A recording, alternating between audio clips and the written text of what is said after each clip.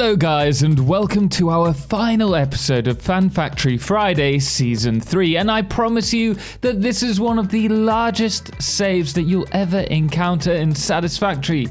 Dixie Chris has developed this save over 500 odd hours with the sole purpose of pushing the game and the engine to its absolute limit. And thankfully, somehow, we're gaining a healthy 30 FPS recording most of the time, whilst Dixie Chris, on the other hand, is averaging out at about 9 FPS.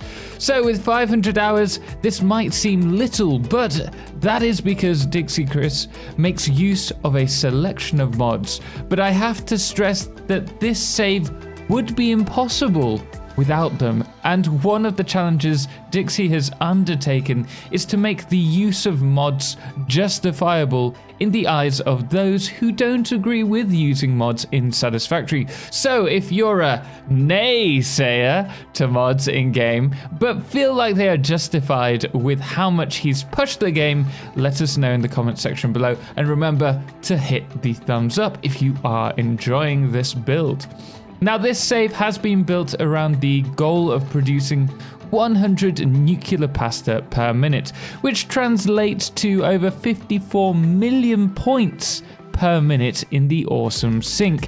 And to run this, Dixie has to generate over 1 million megawatts of power, which is all recycled. To start off, we'll start in the grasslands void area and work our way all the way around the world. Having a goal set of specifically 100 nuclear pasta, it turns the map into a very linear experience because there's no wastage creating unnecessary items for this goal.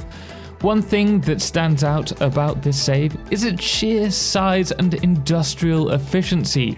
There are no decorational frills with this save because, quite frankly, the save wouldn't handle it. The object limit has already been pushed from 2.16 million objects to 10 million, and everything you see here is put towards the brutal efficiency of the build. In this section here, we have various production lines spread across large spanning platforms, all of which are supported by these colossal rigs of framed foundations. Resources are meticulously brought up through beautiful conveyor elevators clad around these support legs, with resources separated according to floor based on the products they're producing. For example, here we have copper sheets produced in the void and then taken up along this huge bus to the remote control units and aluminium setup. The fused modular frames, which are fed by this huge platform dedicated to steel smelting, is then rigorously run under the copper sheets to the pressure cube production line. Each part of this factory is so clinical in its thinking between its setup and the logistics that daunt this huge behemoth. The platforms themselves, as I mentioned, have no frills, so to speak, but with the sheer mass being produced here, I mean, we're talking over 10,000 ingots per minute to be used in this section alone. There has to be a methodical and easily replicable system. That's why you see these long production lines spanning across these factories, but don't think that due to its size that the placement of conveyors has become sloppy. Producing 100 pressure conversion cubes per minute does take a fair amount of power. We've already mentioned this, but when converting these to nuclear pasta, Dixie needs a minimum of 300,000 megawatts for the particle accelerators alone. North of the void, we have his uranium fuel rod facility. In order to cover the whole factory's power needs, 200 nuclear reactors need to run at 200% clock speed. This equates to 80 uranium fuel rods per minute, fed by the steel factory, which we saw previously, and then exporting the encased industrial beams, as well as an electromagnetic control rod facility in the Dune Desert, which transports the resources via drone. This in turn, along with the 4,000 uranium cells which are produced here, generate the 80 uranium fuel rods, which are used in this monstrous power plant of 200 nuclear generators. And it's here that the piping is noticeably taken to a whole new level. In this section alone, there is 120,000 cubic liters, I think that's right, cubic liters of water being consumed per minute across these 200 hand-placed pipelines. This plant alone dwarfs anything I've been able to accomplish, and it's terrifying to comprehend how nightmarish placing each one of these pipelines by hand must have been, especially considering all the pipeline bugs that we've had. However, that being said, Dixie is one of those lucky ones who has only had a few issues along the way. The finishing look, though, is a true thing of beauty, even if it takes me 10 minutes for my PC to load up this much of the save. Of course, this wouldn't be a thing of beauty if the area was irradiated, and with this section generating 4,000 waste per minute, and that's almost 250,000 waste per hour, this save would quickly become unlivable if it wasn't for the plutonium recycling facility.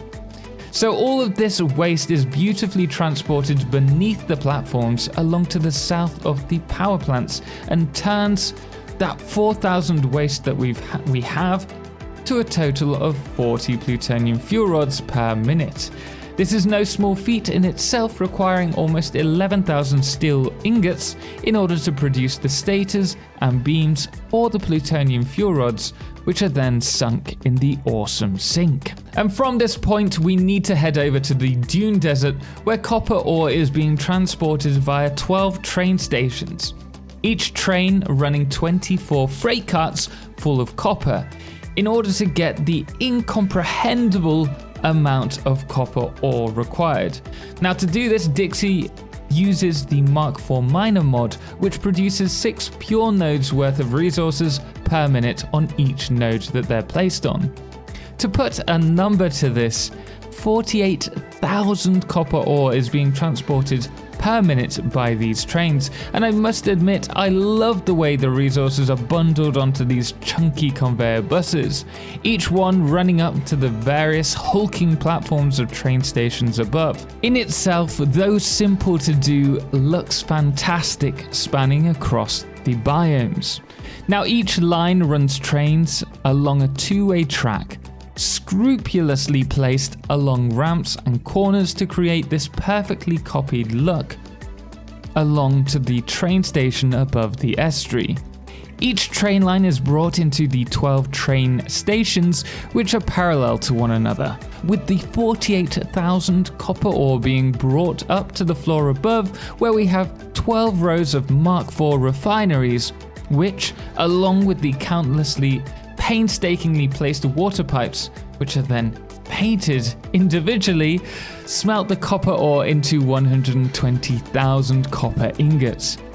Now, to keep the PC from melting, these resources are immediately run into the Mark II constructors to produce the 20,000 copper powder per minute, all of which is then run along this bridge to the oil islands on the east coast.